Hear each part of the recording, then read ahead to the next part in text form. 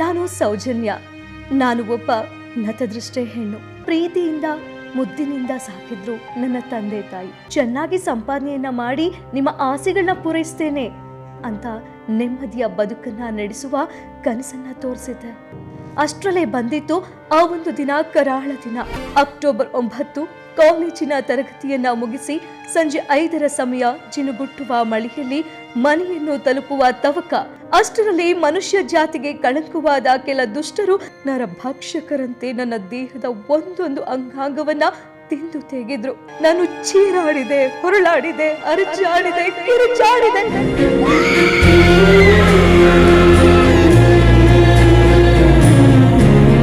ಕೈ ಮುಗಿದ್ರೂ ಬಿಡ್ಲಿಲ್ಲ ನೀಚ ಕಾಮುಕರು ಈ ನನ್ನ ದೇಹವನ್ನ ಹರಿದು ಮುರಿದು ಆ ನೋವಲ್ಲೇ ತಮ್ಮ ದೃಷ್ಟಿಯನ್ನ ತೀರಿಸಿಕೊಂಡ್ರು. ನಾನು ಸೌಜನ್ಯ. ನನಗೆ ನ್ಯಾಯ ಕೊಡಿಸುವಿರಾ? ನನ್ನ ಹೆಣ್ಣಿನ ಕಣ್ಣೀರು ಬೆಂಕಿಗೆ ಸಮಾನ.